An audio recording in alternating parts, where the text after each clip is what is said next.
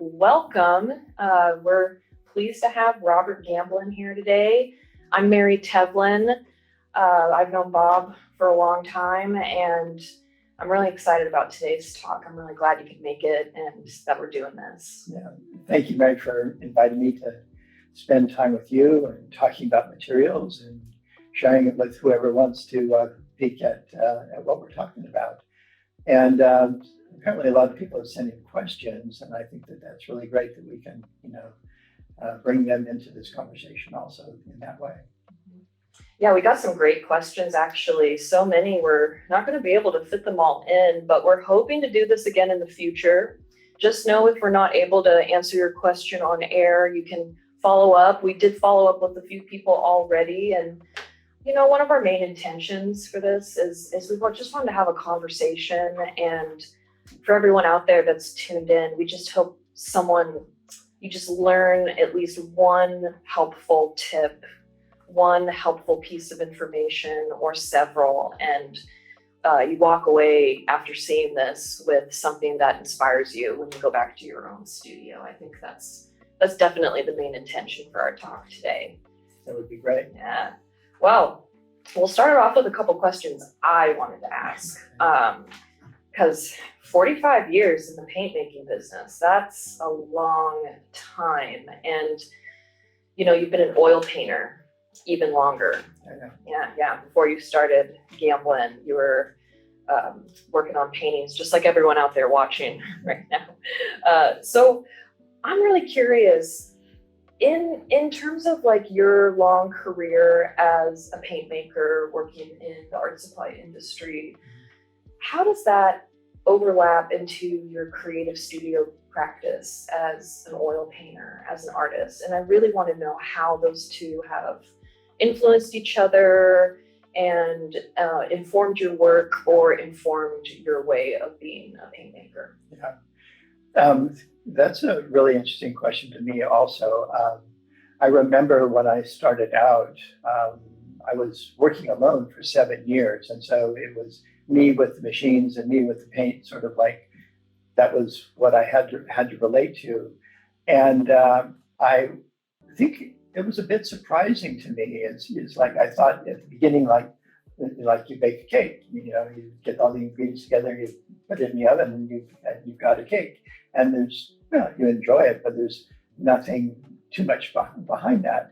But with making color, I very quickly saw that paint making and painting started to merge in my mind. They became two important aspects of the same general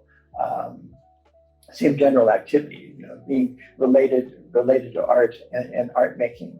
And there's so many things that were passed back and forth between those two parts of the practice, but I'll just mention just a couple.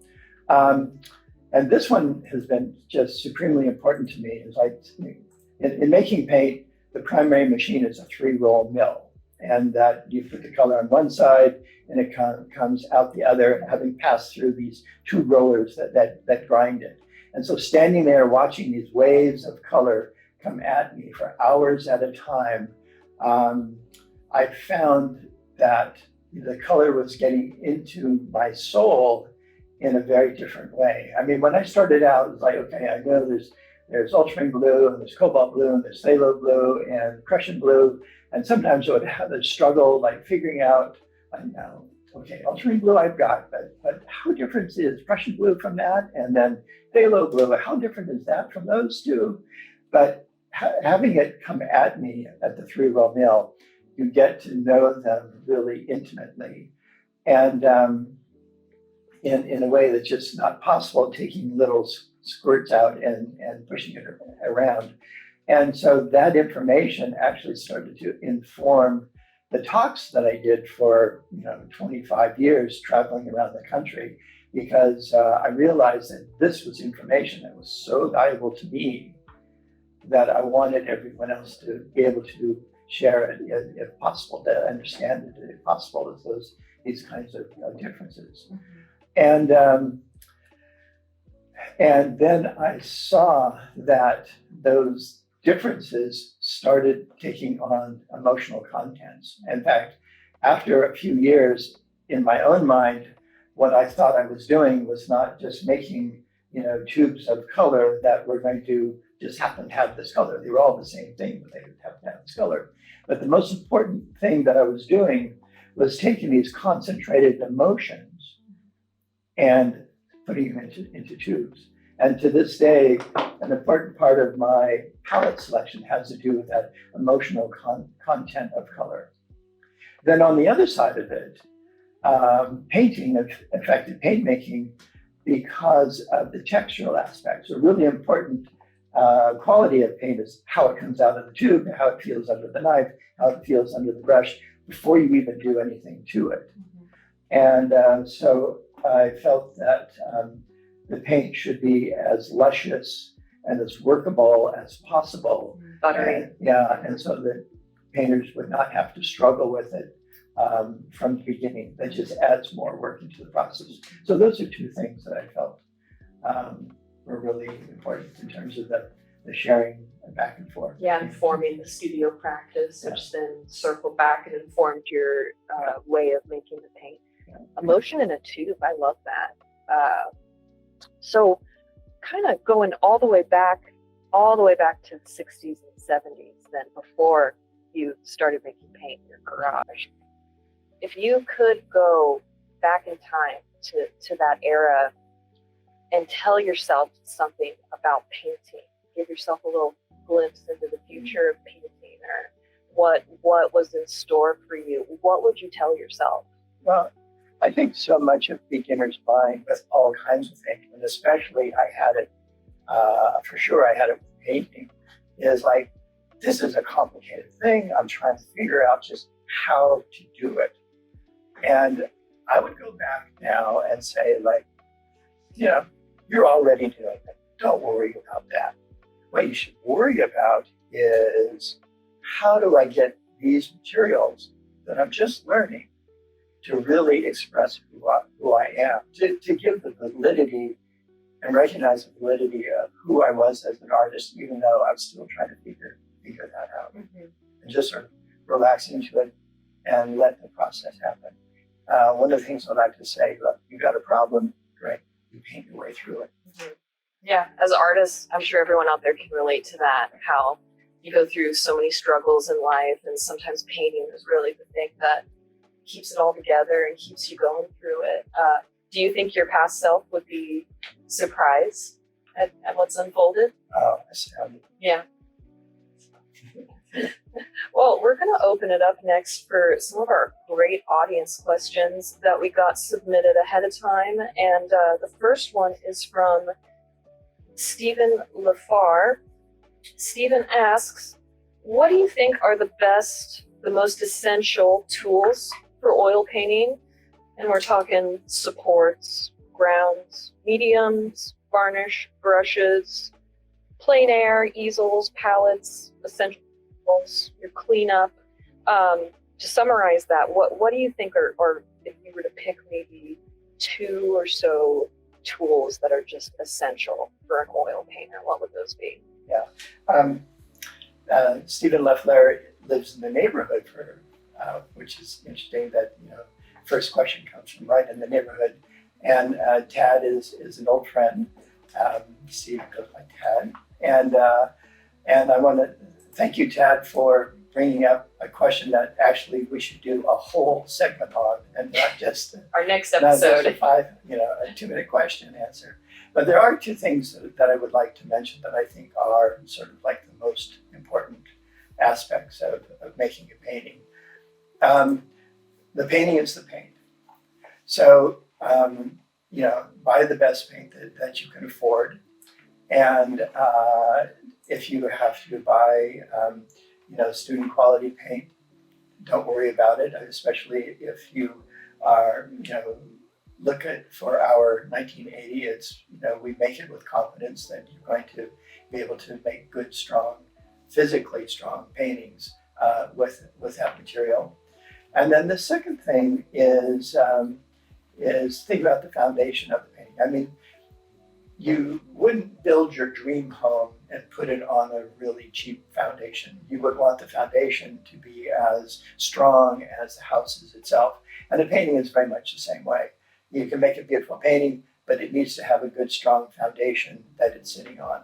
So pay attention to the supports, whether it's canvas, stretch canvas, or panel, because that's a really important part of it.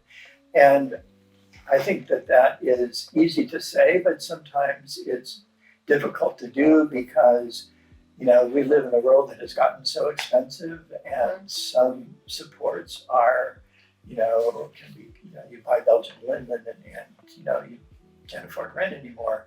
But I think there's ways of making strong supports that don't break the bank, especially if one is painting on panels.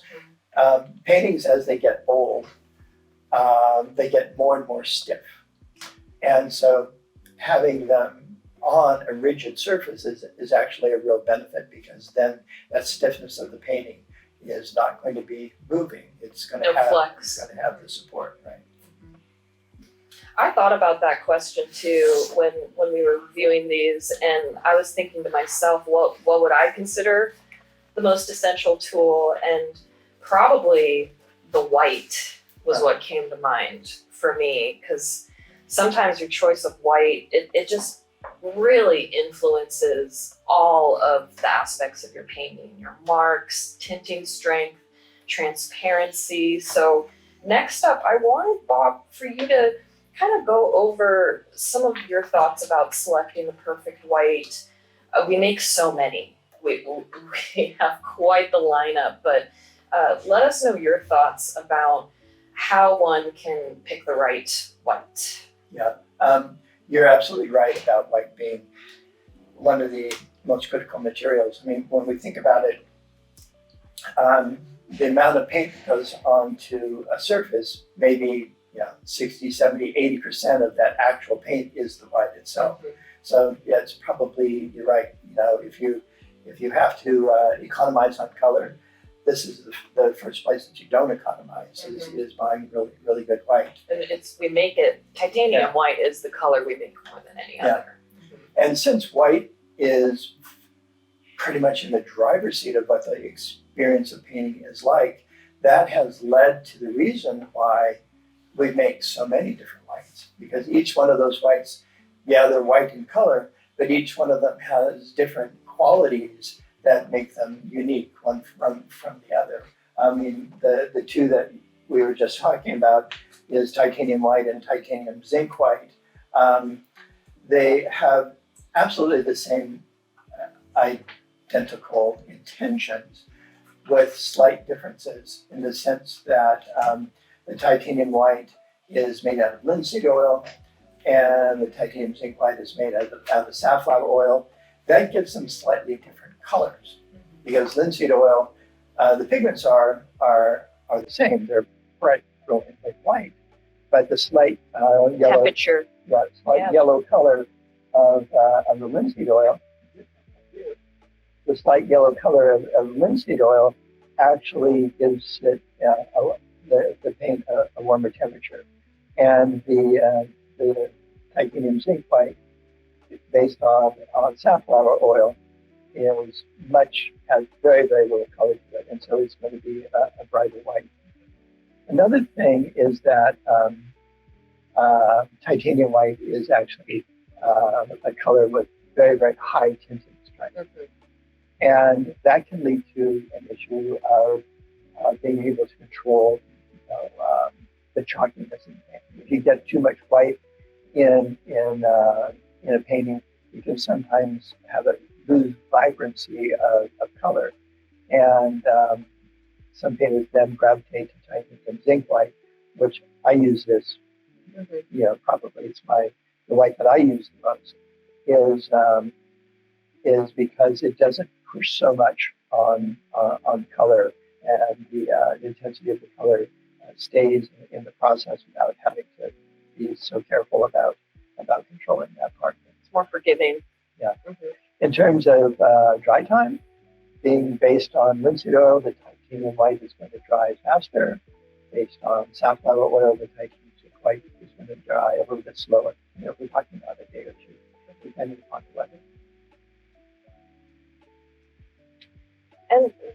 our favorite things we often talk about is just how it behaves with different pigments. I was wondering, I know ultramarine blue is one of your favorites, and we were going to talk a little bit about how that behaves with white and how, it just has such a personality to it. And we also are going to be doing some color demonstrations here for everybody, which is a treat. Yeah. Well, this is one of my very favorite things about ultramarine blue, which is outside of white. This is the color that I use the most, and it's the only big color tube out there. Yep. Which is We really got nice. a big tube. Thank you very much. And one of the things that I love about, now I hope that you'll be able to see this on video, but maybe not, because it is kind of a subtle thing, and I don't know if the cameras are going to be able to catch it up. But you can see that, ultramarine blue is very dark, and with taking small amounts of white and getting it into there, all of a sudden the blue begins to really start to glow in a very interesting way, and it can be really dramatic and really gorgeous in a large area. And it just takes a very, very little bit in there in order to get that glow to really happen. I hope you can see this, because if you then put a lot in there, that glow goes away, and it becomes just, it becomes a tint of that color, which is really absolutely quite beautiful. In fact, it's so beautiful. It is. It's our recipe for radiant blue. The basics for radiant blue. But so there's radiant blue. If you keep going on there, you end up exactly where radiant blue is. But with just a little bit into that darkness, it really begins to light up, like there's this light on the inside of it that's really gorgeous. It really is such a beautiful pigment. It's great that we talk about radiant blue too, which is ultramarine blue and titanium white. It leads us actually into our next question that we have. This was a great question from Bill White. Not so much a question too, but a suggestion that we appreciated. Bill asks, if you were to consider making mid-tone and darks in a set of colors like you've done with the Radiance, would you consider that? And what's really interesting is how it's all on a Munsell value system, the basis for these colors. And I could see a Munsell value 5 or 2 being nice, but it might be good to explain the intention behind those colors. Yeah, well, I was really pleased to see this question come in, because, the company always is thinking about new colors. And the new color development process takes years to happen. But the idea of that exact idea that he's asking about is something that we have been thinking about. So you have the Radiance at the highest intensity possible in value 7, and then would be another ring down at about value 5, a little bit more muted value. And we've actually made them, and we have formulas. And I think the question is, in bringing out new colors, take a number, because there are a lot of ideas competing for those precious spots of the colors that get released. And I am voting for these mid-tone colors to come out, because all of the samples that we made years ago, I've used them up. Yes, we need more. And I would love to see them again. Yeah. So thank you for the suggestion, because it sort of gives nice credibility to the idea. Yeah, your dream may come true in the future, Bill. But I'd love to hear a little bit more about your collaboration with WolfCon. That was really at the heart of the Radiance. And something that I really enjoy about these colors in particular, And what I think they're the most useful for is how they work in place of pure white. Kind of bouncing off of our last topic about selecting the perfect white. You can also think of these radiant colors as a shortcut or a replacement for that.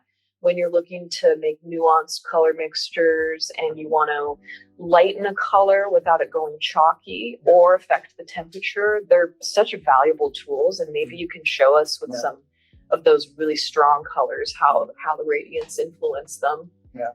So where these came from is my last mentor in the 90s was Wolf Kahn. And if you don't know Wolf's work, I encourage you to look him up on the internet because his paintings are really gorgeous.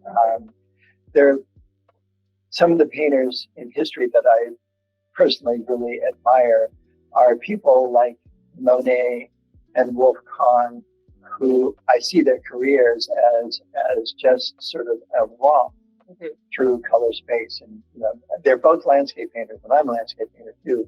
But just to see them just through their whole careers, just exploring color. It's a celebration of color. And so, being one of my mentors, he felt that he could, ask me anything. And so one of the things that he asked me for is, why don't you make a whole series of tints at the highest intensity? And I thought that was an interesting idea. And so came back to Portland from visiting him in New York. And we put together a small color wheel. This is just a few of them of tints at the highest intensity possible at value 7. And so there's a couple reasons behind that. One is that making a tint is easy. But what if you want the highest intensity tint possible? Rather than go through all of your colors, like put out all the reds and see what tints they make. It's radiant red. We did that work for you. We know what the highest intensity tint is. And we put it all at values, everyone at value 7, because higher than that, the intensity starts to drop off. Yep. Lower than that, and it starts to get to be not so much of a tint anymore, and the quality really changes. And then it's just these certainly are mixed colors to be able to do this. And important quality of all mixed colors is just to save you time. If you want to put white into blue, over and over and over again to make this color, go ahead and do it. Yeah. It's fun. Yeah. But if you want to save some time, radiant, and you're always going to this color, like, okay, why can't it be made for you? Just ready to go. In fact, we often call the radiant blue like sky in a tube. It's one of my favorites. And at gamblincolors.com, we have some really great examples with the radiance in work. In particular, we often recommend the work of Lori Putnam in her landscapes.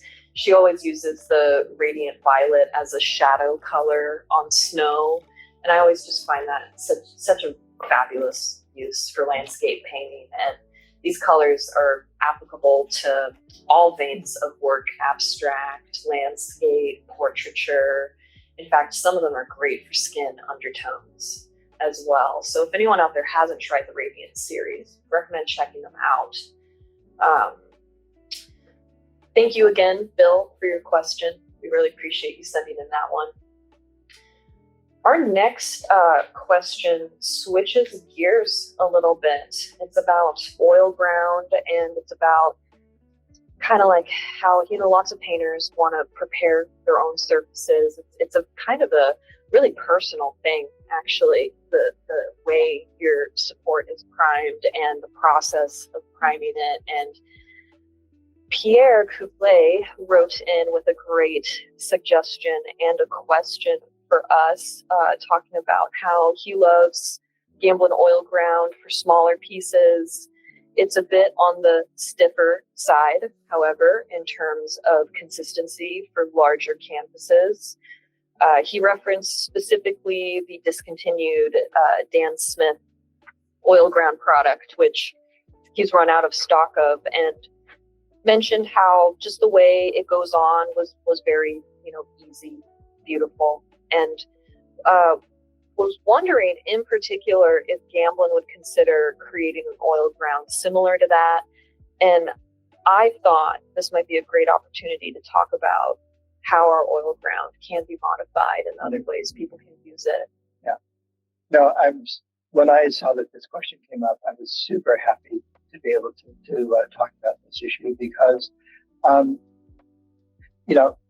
we're the experts, right? We know how to make materials. And so, we make them as good as we can, we make them as strong as we can.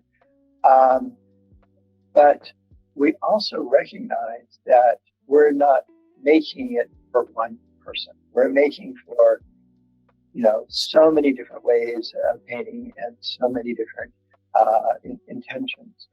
And so, an artist has the capacity to make things more fluid, to open things up. They don't really have the capacity to make things different. So with a lot of products that we make, in fact, absolutely everything we can, we make things at sort of the maximum stiffness or thickness or concentration that we think anyone is going to want to use.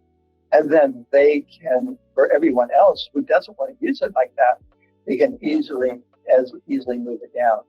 I'm totally with you with the oil ground. I use it on all of my paintings. So what I do is, I generally, I like to save time too. So I generally open up the can and, before I even use it, I pour a bunch of Gamsol into it and I mix it up and I think, like, is that good enough? Or no, I need a little bit more. Until it's just right. Yeah. Mm-hmm. Until it's just right in terms of how I want it to be. And, you can worry about, am I putting too much in there because I'm going to be like thinning it out. But keep in mind that the solvent doesn't stay in there. Mm-hmm. The solvent is going to leave. It's a spirit. And so once it dries, it's going to go back to, just how it was. And so you can not only can you thin it out, but you can make this behave totally to how you would like it to behave. On some panels where the surface is really hard, having it stiffer and having a palette knife to like scrape it over there works great, but that doesn't work so well for me on stretch canvas. I need it much thinner. And the same thing is true with some of the mediums. Galcan is a very, very potent material. Viscous. Yeah. Gamsol can be added to Galcan to thin it out also if you find it to be too thick. And we do that with paint all the time. Paint's not perfect out of the tube. Everyone will like it in a certain different way, and we understand that we add mediums to it, and this is exactly the same. It's actually the same principle. Nice. Another thing too interesting about the alkyd resin, the soybean alkyd resin itself, is how with friction and heat, as you mix it, it'll get looser and looser the more you work it on the palette. So there's a couple of shortcuts you can use to get it to that perfect consistency for a larger stretched canvas, probably adding in some Gamsol, maybe working and really stirring it with a lot of movement. And in the future, we may expand oil ground in the future. So thank you again for that suggestion. I thought it was a really unique one to discuss. In the foundation, like we talked about before, it's such an important part of the painting. And when we hear from artists, we hear from them at all stages of the painting, all the way from their foundation, priming, to the process of layering, and then all the way up to varnish. Varnish is something that we talk a lot about, and we consult and do demonstrations in terms of varnish which is the end, the very, usually the last thing to do for a painting before it goes off into the world. You don't know what might happen to it in the future. So that leads us actually to our next question from Lisa Greenstein. Lisa, thank you for submitting your question. We were really hoping to talk about varnish at some point during this. You wanted to ask, what are the best practices for varnishing finished paintings? And I love the simplicity of this question. It's what makes it a really good one to talk about. Gamvar, which is our original varnish. I have some Gamvar gloss here, and I'm going to have Bob give a little backstory about the history of Gamvar, how you came to discover it, maybe some of its benefits, some of its shining moments. And while you're doing that, just so y'all can see, I'm going to be varnishing a painting here on screen while you talk about it. Okay, that'd be great. I'd love to tell that story. But first, before you begin, I want to, I hope you can see just how thick this painting is. This relates to one of the biggest questions that come up, and that is, I read in the book that I'm supposed to wait for a year before I varnish my painting. And you talk about Gamvar, and you say you can varnish much sooner than that. What's going on? It comes up all the time. Yeah. Well, and this is a good painting to do this with. But what we say is, yes, wait until the painting is dry in order to varnish it. And one of the best ways to tell if the painting is dry is just go up to the place where it's the thickest and just push on it. Push on it with your fingernail gently. And if it feels mushy down below, it's not dry enough. It needs to dry a little bit deeper before you varnish it. This painting has been out in the road for quite a while, and it is very hard underneath, and so it's definitely ready to varnish. And so where did Gamvar come from? Because you were just making paint. Yeah. You didn't, I think, originally have intentions of making more varnishes or... Well, Gamvar is a product of conservation science. René de la Rive, who is a conservation scientist, started when he was head of the science department at the National Gallery. He started studying contemporary resins that could be used as a replacement for natural resins in varnishes. Damar varnish, copal varnish, things like that have been used in painting as varnishes for hundreds of years.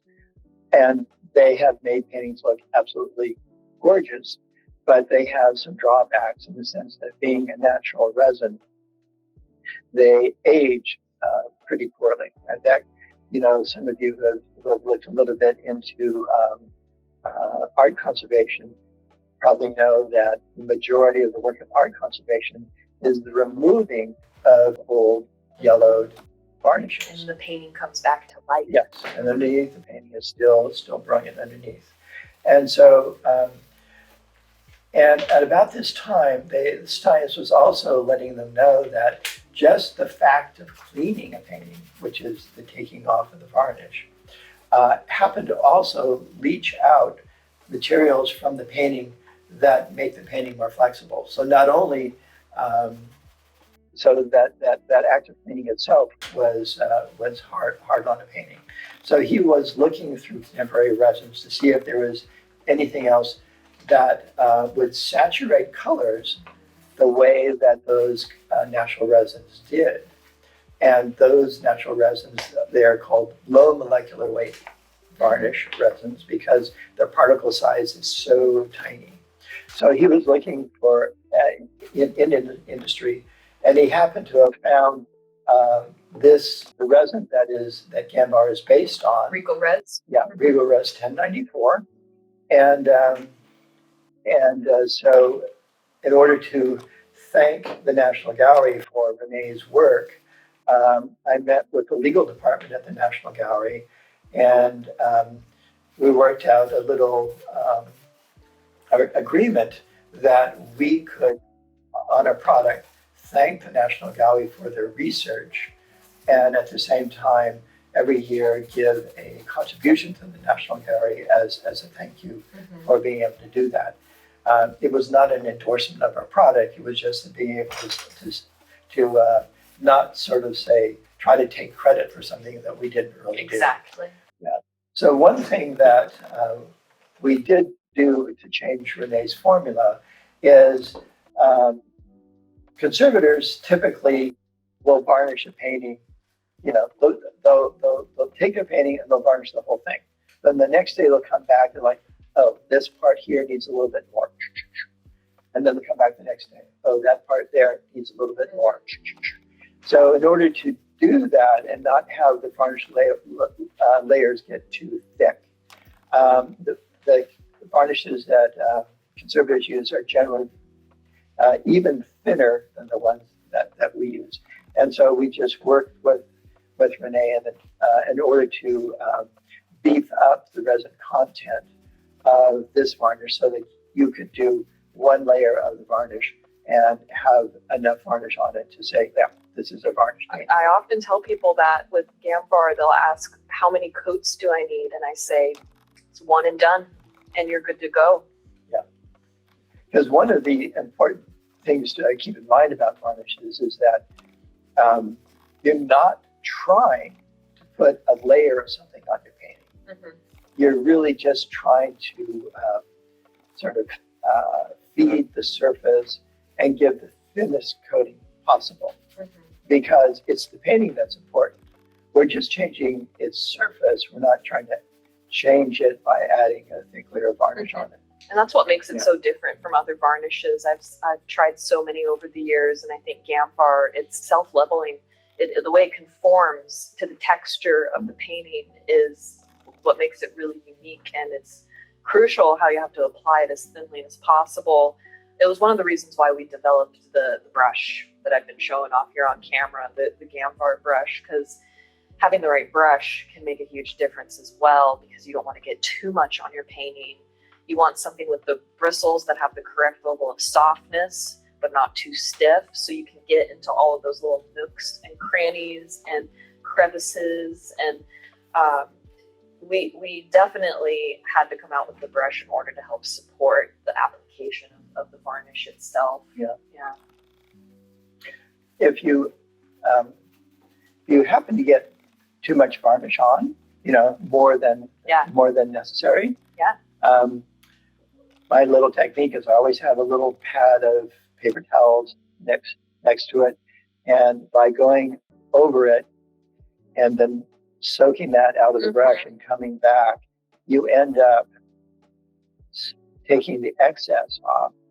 If it pools. It works really, if it pools or just have too much. Much like all of our other products too, I always mention how you can dilute it with additional Gamsol as well. If you feel like you want your varnish to be a little bit of a thinner consistency, lessen the sheen ever so slightly, you can always add Gamsol to it. And that really helps sometimes with improving the flow. All right, and in just that short amount of time, I have varnished this, and I only had to dip my brush twice just to emphasize how a little goes a long way with it. I hope this helps give people confidence. I mean, of all of the processes of painting, I mean, I think it's your experience also that it is the thing that strikes the greatest amount of fear in painters' hearts, is that they spend so much time and emotional energy making the painting, and they don't want it. And there's that last step at the end, and I call it FOB, fear of varnishing. And when you said the word confidence, I think that's one of the best descriptions of how once you do get a handle on the varnish and you build your confidence in the application and the result, it just becomes one of the easiest things you get to do at the end of your painting. And it's really rewarding, actually, I think, when you get over that fear. Well, thank you, Lisa. We really appreciate you sending in that question on varnish. It was really, really excellent one. And I learned a little something new there too about the backstory, about the origins, a little piece of information I didn't know before. So our next color related question is coming to us from Michael Reinzar. I might be mispronouncing that, and if I am so sorry, Michael. You sent us a whole list of wonderful questions that it was almost too difficult to choose one, and you sent one in particular that actually gave us the opportunity to do a whole palette demonstration. Your question would be, what do you, Bob, consider the ideal, both efficient and practical, color palette of today, just given how much has improved in the choices that artists have today? And I know you have some great stuff prepared for this, so I'll let you take it away. I do, and I've taken the liberty to totally disregard the question and to slightly go in a different way. And I want to disregard the question, not because I don't think it's a good question. I think it's an excellent question, but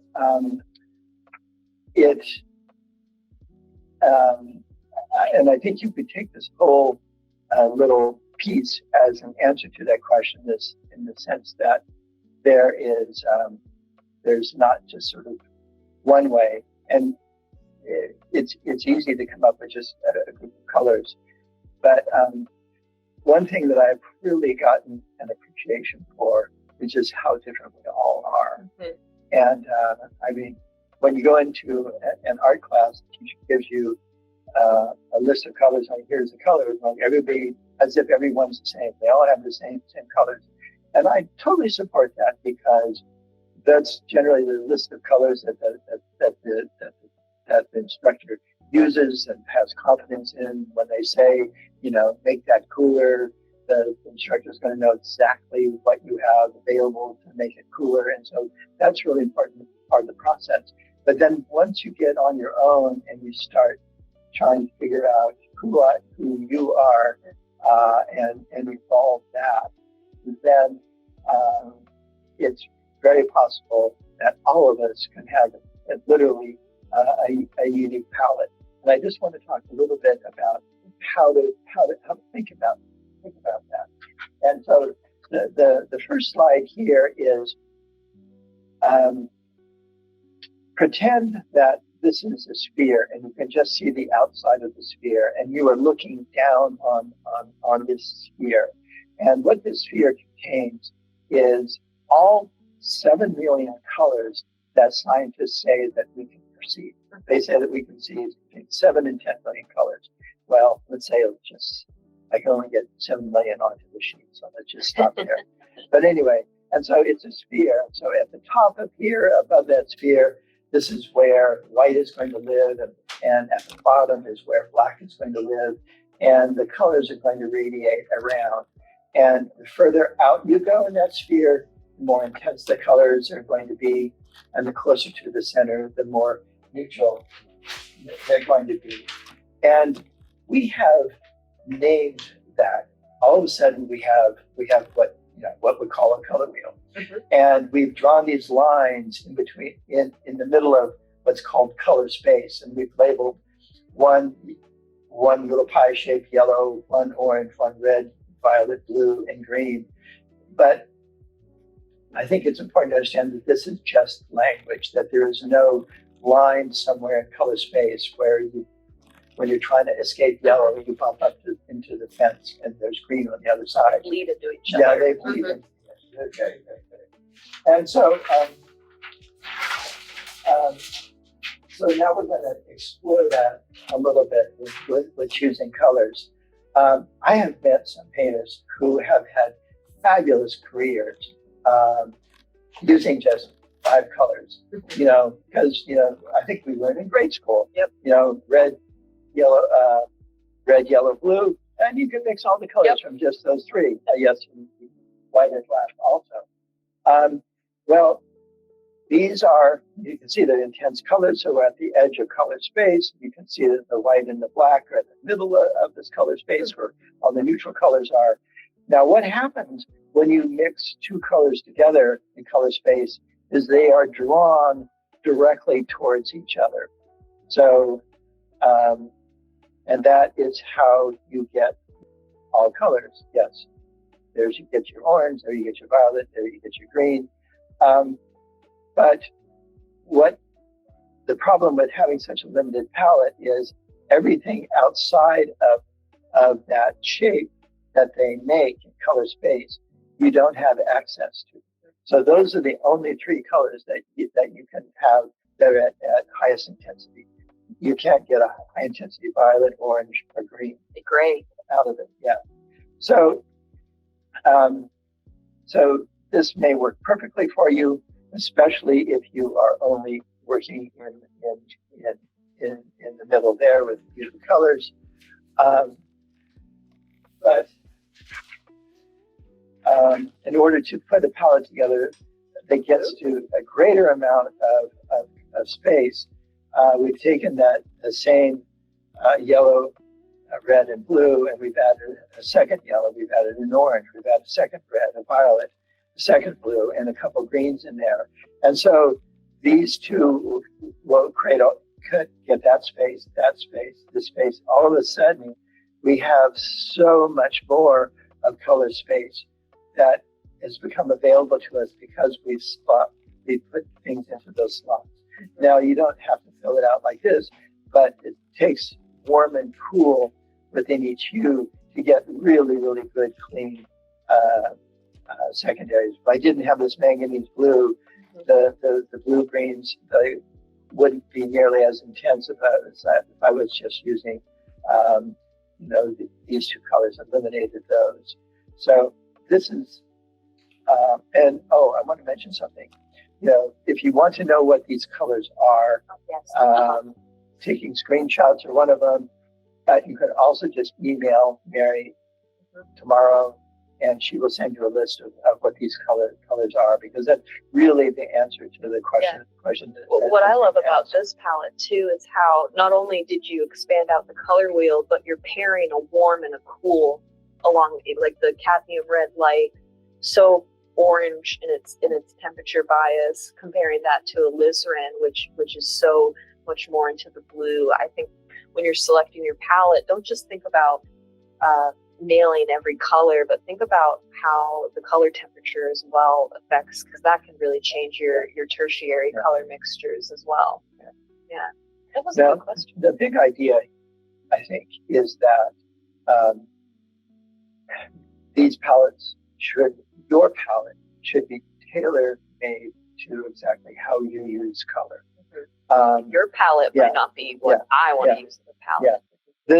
This palette, the first palette that we had, was like, I want it absolutely as pared down as possible, and I'm going to live with what I have to give away. This palette here says that I want the greatest amount of space, greatest amount of access to color space. So I'm going to have all colors at the highest intensity, and I'm going to have as many of them as possible, not a bunch of holes. That's what this palette is trying to do. But if you end up, and with all of your colors are down in here in your paintings, then this palette, where it would work to get you there, it's a lot of work. But you're taking all this intense color, and you're mixing it down in order to get down into the zone. And so if you are a painter who likes to work with muted color because of its subtlety, or perhaps you're a landscape painter and you paint in a naturalistic way in New Mexico or Arizona, or you may special palette. Then you may want to have a palette of colors that is already muted. So here you can see that we've got two reds, two yellows, two greens, etc., and orange, and these are already down in that central area. Unfortunately, we don't really have a good violet or blue that's of low chroma, and so I put these two in there, and they're the two that have to be mixed down in order to match the low chroma qualities of the rest of the palette. Mhm. So, so that is important, I think, to think about what is my need, what is my intention for color. That's one side of the equation. There's another side of the equation that I think is, for some of us, is going to be equally as important, or maybe more important. And that is, you put your palette of colors together and you think like, oh, there's something sort of missing here. I saw that color on somebody else's painting. I really, really love that color. Or you pick up a color chart and like, oh, I'm really attracted to that color. I really love that color. Those are really important messages because that is saying to you that there is an emotional content of that color that you really want to have access to. And so no matter what your palette of colors is, that is sort of more mechanical version of getting to the color space that you want, which is what I've shown you so far. Leave space and budget in order to get a few colors that have the emotional resonance that you really want to see in your paintings. And that can be a real way of personalizing this palette. So, this big palette that I showed is like, I don't know, there must be maybe 1 million oil painters who have something this very palette. similar. Yeah. Mm-hmm. But if you then add 2, 3 colors here that say something special to you, then you've just taken that palette and you've made it your own. And that was interesting. That was so interesting. Yeah, and I do agree how your choice in color palette is so personal. It's probably one of the most personal things we do as painters. Yeah.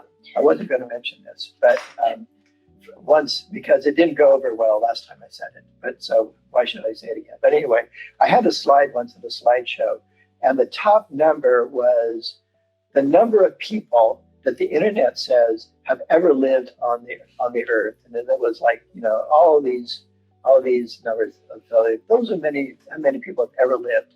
And then I had a mathematician help me with this. So like I took the 100 colors of Gamblin palette and calculated how many unique palettes could be made. Yeah. So like that's a palette, that's a palette, that's a palette. So how many times? And the number of palettes was bigger than the number of people who have ever lived on the earth. So I have to say with confidence that it's possible for every one of us as painters to have a unique palette that no one has ever had before, that totally expresses who we are. So I hope that went over better than the last time I said it. I love how we keep circling back to the topic of emotion when it comes to paint, like when you first started making paint and then the choices that artists make, a lot of it does boil down to emotion. Before we get into one of our final questions, I had a question about one color in particular, brown pink, I believe, is one where it had there.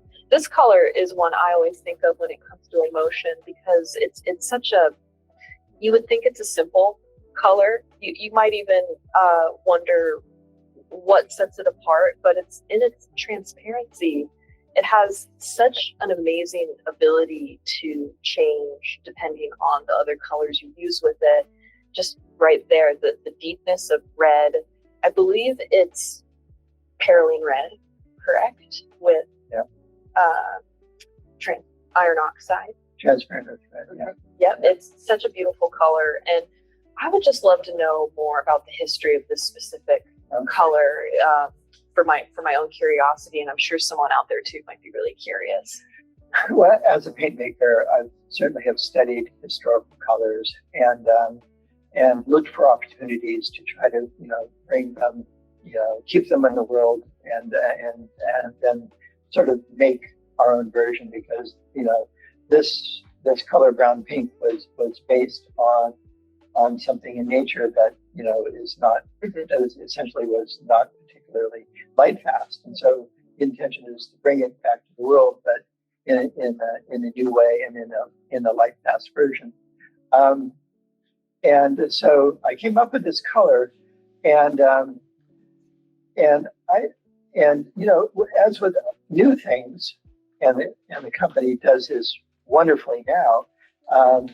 Things get tested. You know, you make them, you send it out into people whose opinions are valuable to you, and they send back to tell you what they think. And so, at this time, Nathan Oliveira, who was youngest member of sort of Bay Area figurative school, he was a mentor of the companies and someone that I was very close to, and I thought Nathan has got to see this because if you look up Nathan Oliveira's paintings, you'll see so many brown paintings, and he was the one who taught me that the earth colors, you know, they're not passé. They're not something that, you know, had their day in the 17th century, and now they're history. Yeah. And he made earth colors really sort of modern.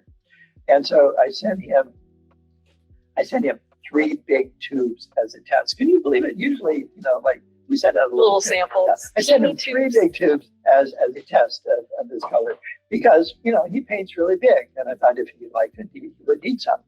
And so I sent it to him, and apparently he did this. He opened up one of the tubes, he squeezed it out, he went like this. Wow. He picked up the phone and he said, "Robert, I want 3 more tubes."